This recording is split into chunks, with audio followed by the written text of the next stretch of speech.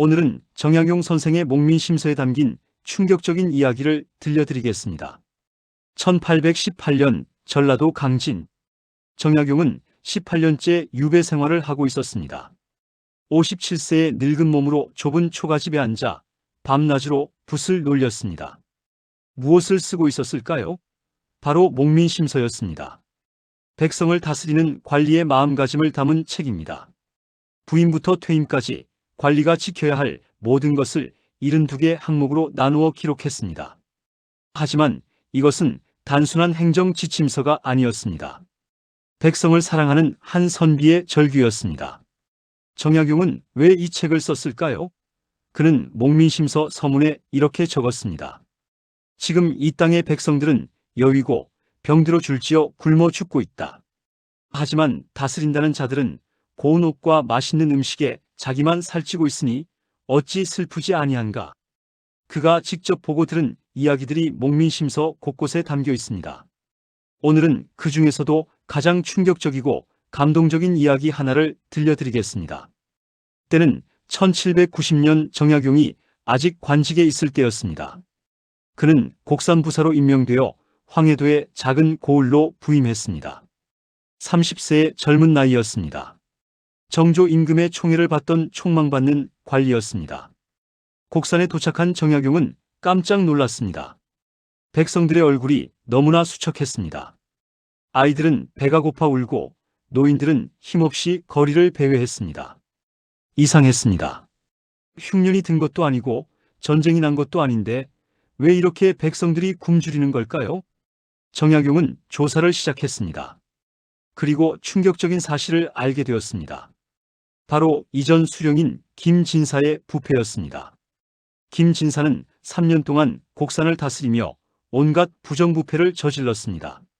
세금을 2배로 거두고 백성들에게 강제로 물건을 팔고 억울한 죄를 뒤집어 씌워 돈을 뜯어냈습니다. 그렇게 모은 돈이 수천냥이었습니다. 정약용은 김진사를 조사했습니다. 하지만 김진사는 뻔뻔했습니다.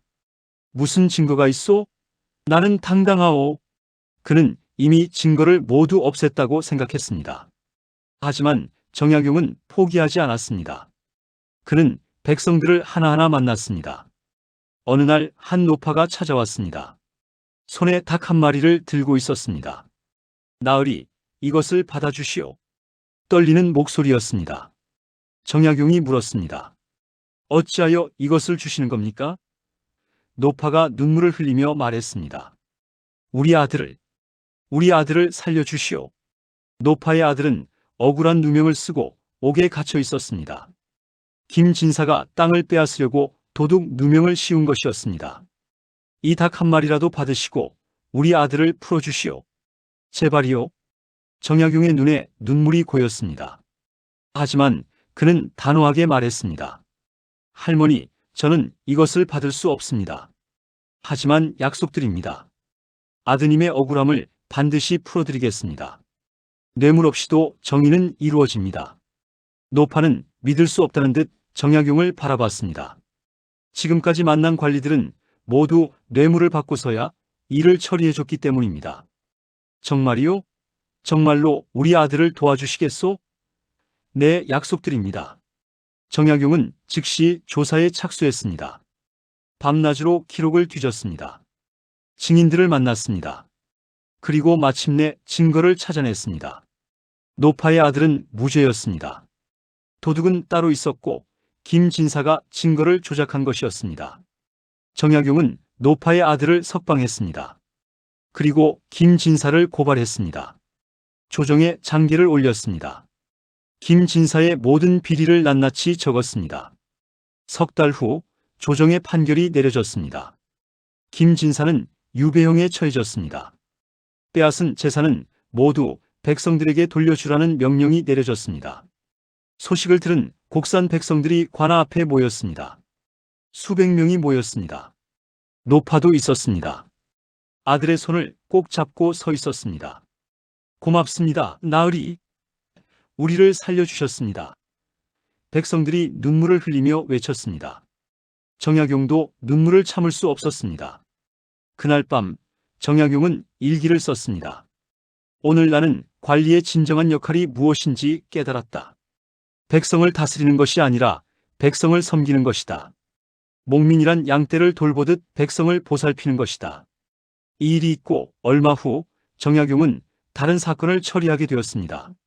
한 부자가 가난한 농부의 땅을 빼앗으려 하는 사건이었습니다. 부자는 정약용에게 은백냥을 바쳤습니다. 나으리, 이것은 적은 정성이오니 받아주시오. 하지만 정약용은 단호하게 거절했습니다. 나는 뇌물을 받지 않소. 썩 물러가시오. 부자는 화가 났습니다. 나으리, 다른 수령들은 다 받는데 왜 나으리만 이러시오? 정약용이 말했습니다. 다른 수령이 부패했다고 해서 내가 부패해야 할 이유는 없소. 나는 백성을 위한 관리요. 돈을 위한 관리가 아니오. 그 말을 들은 아전들이 놀랐습니다. 지금까지 본 수령 중 이런 사람은 처음이었습니다. 어떤 아전은 수군거렸습니다. 저 양반은 오래 못 갈 거요. 청렴한 관리는 출세를 못하는 법이지. 하지만 백성들의 생각은 달랐습니다. 우리에게 진짜 수령이 오셨다. 하늘이 우리를 버리지 않으셨다. 그들은 정약용을 위해 기도했습니다. 2년이 흘렀습니다. 정약용의 임기가 끝나갈 무렵이었습니다. 곡산 고을은 완전히 달라져 있었습니다. 백성들의 얼굴에 웃음이 돌아왔습니다. 아이들은 건강하게 뛰어놀았습니다. 시장은 활기가 넘쳤습니다. 정약용은 무엇을 했을까요? 그는 세금을 공정하게 거두었습니다. 아전들의 부정을 막았습니다. 억울한 옥사를 바로잡았습니다. 흉년이 들면 곡간을 열어 백성을 구제했습니다. 단 한 푼의 뇌물도 받지 않았습니다. 떠나는 날 백성들이 길을 가득 메웠습니다. 노파도 나왔습니다. 이제 건강을 되찾은 아들과 함께였습니다. 나으리, 평생 은혜를 잊지 않겠습니다. 목이 메었습니다. 정약용이 말에 올랐습니다. 뒤를 돌아보니 백성들이 손을 흔들고 있었습니다. 눈물을 흘리는 사람도 있었습니다. 정약용도 눈물을 참을 수 없었습니다. 나는 다만 관리로서 해야 할 일을 했을 뿐입니다. 여러분, 부디 건강하십시오. 말이 천천히 걸어갔습니다. 백성들은 보이지 않을 때까지 손을 흔들었습니다. 하지만 정약용의 시련은 이제 시작이었습니다. 10년 후인 1800년 정조 임금이 세상을 떠났습니다. 그리고 정약용은 천주교 신자라는 죄목으로 유배를 떠나게 되었습니다. 강진으로 가는 길. 정약용은 곡산에서의 인연을 떠올렸습니다.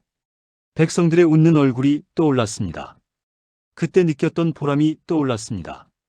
그렇다. 나는 그때의 경험을 기록해야 한다. 후세의 관리들이 백성을 어떻게 다스려야 하는지 알려줘야 한다. 강진에 도착한 정약용은 붓을 들었습니다. 그리고 18년 동안 단 하루도 쉬지 않고 썼습니다. 목민심서. 백성을 다스리는 관리의 마음가짐을 담은 책. 목민심서에는 정약용이 직접 경험한 수많은 이야기가 담겨 있습니다. 청렴한 관리의 이야기, 부패한 관리의 최후, 억울한 백성을 구한 이야기, 세금을 공정하게 거둔 이야기, 특히 율기편, 자신을 다스리는 편에는 청렴에 대한 강조가 가득합니다. 청렴은 천하의 큰 장사다. 욕심이 큰 사람은 반드시 청렴하려 한다. 사람이 청렴하지 못한 것은 지혜가 짧기 때문이다. 무슨 뜻일까요? 청렴은 손해보는 것이 아니라 이익이라는 뜻입니다. 당장은 뇌물을 받는 것이 이익처럼 보입니다. 하지만 장기적으로 보면 청렴이 더 큰 이익입니다. 백성의 신뢰를 얻고 명예를 얻고 떳떳하게 살 수 있기 때문입니다. 정약용은 또 이렇게 썼습니다. 백성을 사랑하는 근본은 아껴 쓰는 데 있고 아껴 쓰는 근본은 검소하게 말하는 데 있다. 검소한 연후에나 능히 청렴할 수 있고 청렴한 연후에나 능히 자애로울 수 있다. 관리가 사치하면 돈이 필요합니다. 돈이 필요하면 뇌물을 받게 됩니다. 뇌물을 받으면 백성을 착취하게 됩니다. 그러니 관리는 반드시 검소해야 합니다. 정약용은 관리가 지켜야 할 구체적인 행동 지침도 적었습니다. 봉급 외에는 아무것도 받지 말라. 부임할 때는 간소하게 하라. 퇴임할 때도 짐을 많이 싣지 말라. 연회를 열지 말라. 선물을 주고받지 말라. 특히 목민심서 해관편, 관직을 떠나는 편에는 감동적인 구절이 있습니다. 떠날 때 백성들이 눈물 흘리며 아쉬워하면 그것이 진정한 송덕비다. 돌로 새긴 비석은 필요 없다. 정약용 자신이 곡산을 떠날 때가 그랬습니다. 백성들의 눈물이 진짜 송덕비였습니다. 억지로 세운 비석보다 백성의 마음에 남는 것이 진짜 업적입니다. 1818년 목민심서가 완성되었습니다. 48권, 12편, 72조.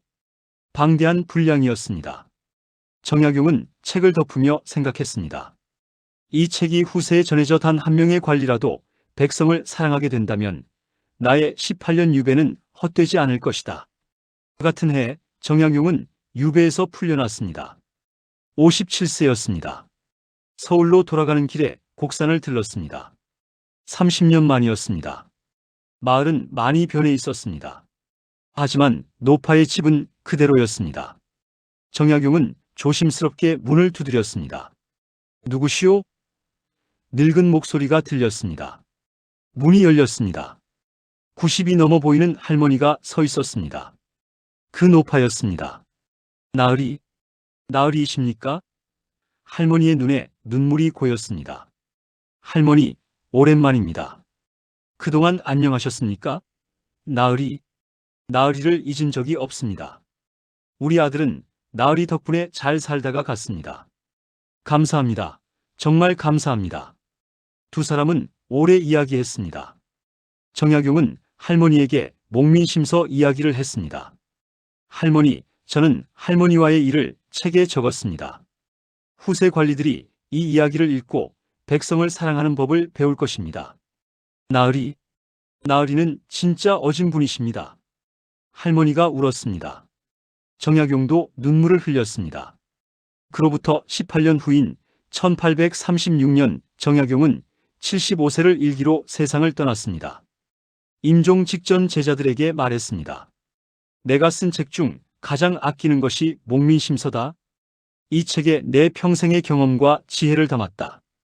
부디 이 책이 세상에 널리 퍼져 백성을 사랑하는 관리가 많아지기를 바란다.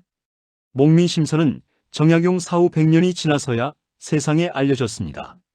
하지만 일단 알려지자 엄청난 반향을 일으켰습니다. 일제강점기에도 해방 후에도 현대에 이르기까지 목민심서는 공직자의 필독서가 되었습니다. 왜 목민심서는 200년이 지난 지금도 읽히는 걸까요?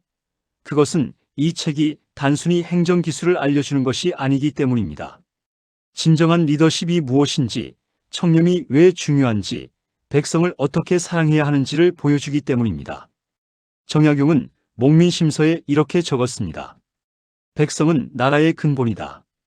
근본이 튼튼해야 나라가 편안하다. 관리는 백성을 위해 존재한다. 백성이 관리를 위해 존재하는 것이 아니다. 이 얼마나 혁명적인 생각입니까? 200년 전 조선시대에 이런 생각을 한 사람이 있었다는 것이 놀랍습니다. 여러분, 정약용의 이야기는 단순히 옛날 이야기가 아닙니다. 바로 오늘 우리의 이야기입니다. 우리 사회에도 여전히 부패가 있습니다. 여전히 권력을 사사로이 쓰는 사람들이 있습니다. 여전히 약자를 괴롭히는 사람들이 있습니다. 하지만 동시에 정약용 같은 사람들도 있습니다. 청렴하게 살려고 노력하는 공직자들, 백성을 진심으로 섬기는 리더들, 부정을 보고 그냥 지나치지 않는 용기 있는 사람들. 목민심서는 묻습니다. 당신은 어떤 사람입니까? 당신이 만약 권력을 가진다면 그 권력을 어디에 쓰겠습니까? 자신의 이익을 위해 쓰겠습니까? 아니면 약자를 위해 쓰겠습니까? 정약용은 답을 제시했습니다. 청렴하게 살라. 검소하게 살라. 백성을 사랑하라.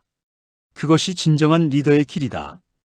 200년 전 강진의 초가집에서 촛불을 켜고 밤새 붓을 놀리던 한 노인. 그는 우리에게 이렇게 말합니다. 백성을 섬기는 것이 하늘을 섬기는 것이다. 한 사람의 백성도 소중하다. 한 사람의 눈물도 가볍지 않다.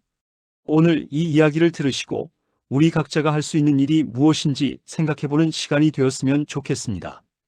권력이 없어도 돈이 없어도 우리는 정약용의 정신을 실천할 수 있습니다. 정직하게 사는 것, 부당한 것을 보고 외면하지 않는 것, 약자의 편에 서는 것, 청렴하게 사는 것. 정약용의 목민심서는 단순한 책이 아닙니다. 그것은 한 사람의 인생이고 백성을 향한 사랑이고 후세를 위한 유언입니다. 감사합니다.